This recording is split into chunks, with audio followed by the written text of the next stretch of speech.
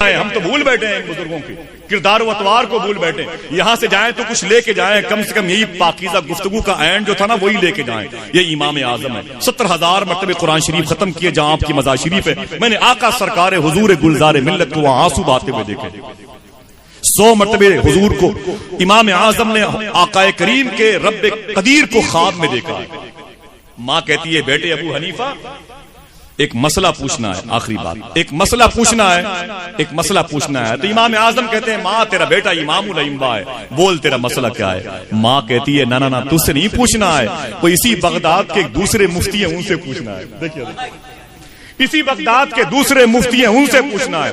تو یہ نہیں کہتے کہ مجھ سے بڑا کوئی مفتی ہے ہی نہیں ہے, سارے دارالفتہ کی جو شاخیں ہیں وہ یہیں سے نکلتی ہیں. نا یہ نہیں کہا. فرمایا امی کہاں چلنا ہے, بولے فلاں دارالفتہ چلنا. بولے کوئی بات نہیں. ڈولی منگائی, پردے میں ماں کو بٹھایا اور ڈولی میں امام اعظم ابو حنیفہ بیٹھے اور چلے گئے. جیسے ہی ڈولی اتری مفتی صاحب کے دارالفتہ کے سامنے, مفتی صاحب باہر آ گئے, سلام کر کے اپنی پگڑی امام اعظم ابو حنیفہ کے پیروں پہ رکھنا چاہا. آپ نے منع فرما دیا. بولے حضور آپ میرے گھر میرے اس میں تشریف لائیں, خیریت؟ فرمایا چپ رہو, آج میں مجیب نہیں سائل بن کے آیا. امام 100 مرتبہ خواب میں خدا کو دیکھنے والا, 70,000 مرتبہ قرآن ختم کرنے والا, جہاں آپ کی مزار شریف ہے.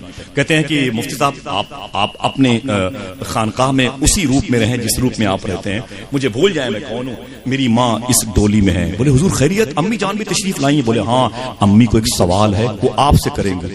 او مفتی صاحب کو پسینے آ گئے. بولے حضور جس سوال کا جواب آپ نے نہ دیا ہوگا میں کہاں سے دے پاؤں گا, میں تو خود آپ کے نام کی خیرات بانٹتا ہوں, میں تو آپ کے دربار کا چاکر ہوں, میں وہیں کا جاروب کش. حضور یہ سب کیا ہو رہا ہے, مجھے معاف کرے, ادھر نپٹا لے اپنی. حضور ادھر مت لے. کیا فرمانا نا ماں کی خواہش کا لحاظ رکھنا ضروری ہے. اللہ سبحان اللہ. آقا سرکار حضور گلزار ملت موجود ہیں. دیکھیں خانقاہ حمیدیہ کے صاحب سجادہ یہ علماء مشائخ, آپ میسج لے کے جائیں آج حضور سرکار گلزار ملت. خدا کی قسم میں نے بڑی راتیں گزاری ہیں سرکار حضور گلزار ملت کے ساتھ. کبھی کوئی اختلافی بات آئی تو یوں چپٹر کلوز کیا, لگتا ہے کہ سنتے ہی نہیں جانتے نہیں. جب بھی کوئی اختلاف کی بات آئی بہرے بن جاتے ہیں. یہ غوث پاک کے قول پر عمل ہے. خدا کی قسم میں نے دیکھا حضرت نے کیا بات ہے, یہ بزرگوں سے سیکھا ہے میرے ان آقاؤں نے. آئیے ہم بھی سیکھیں ان آقاؤں سے. ٹھیک ہے لے کے جائیں. امام اعظم کہتے ہیں آپ بیٹھیں, میں اپنی ماں کو لے کے آتا ہوں. بولے حضور بڑا مشکل سوال آپ نے حل نہیں کیا. بولے نہیں مجھے تو میری ماں نے بتایا نہیں ہے.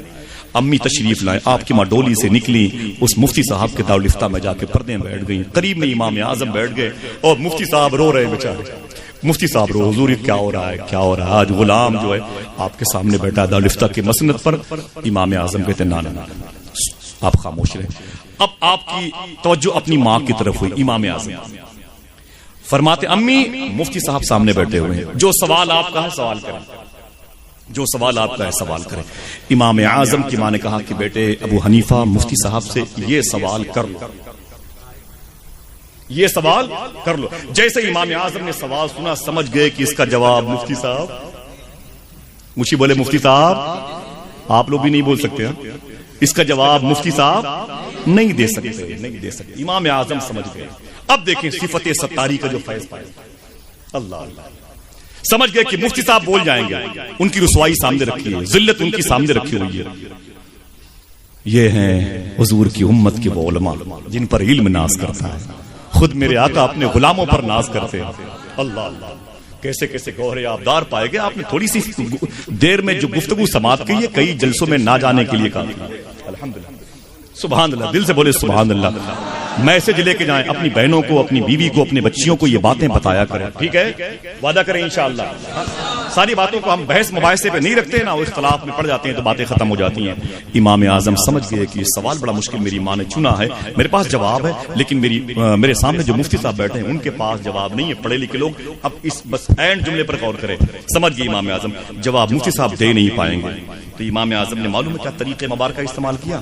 سوال لے کر کے مفتی صاحب سے مخاطب ہوتے, کہتے ہیں مفتی صاحب میری ماں نے یہ سوال کیا ہے. ایک ہی جملہ ہے, بات ختم. میری ماں نے یہ سوال کیا ہے, آپ بتا دیجئے اس کا جواب یہ ہے. میری ماں سنتی کم ہے, زور سے بولیے. ہائے ہائے ہائے ہائے, سمجھ گئے کیا فرمایا. میری ماں نے یہ سوال کیا ہے اور پھر خود جواب بتا دیا. آپ بتا دیجئے اس کا جواب یہ ہے, زور سے بولیے گا. میری ماں سنتی کم ہے. ہائے ہائے ہائے ہائے ہائے. دوستو یوں نہیں تذکرے ہوتے فقیروں کے.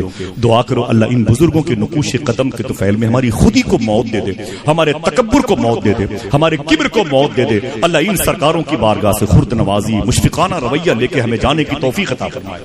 دل سے آمین بولیں آپ بیٹے. اور خوبصورت فضا ہے, برکتوں کا ماحول ہے, اور اللہ اس کے رسول کے صدقے میں غوث پاک اور غیر نواز اور ان سرکاروں کے اجداد کریمین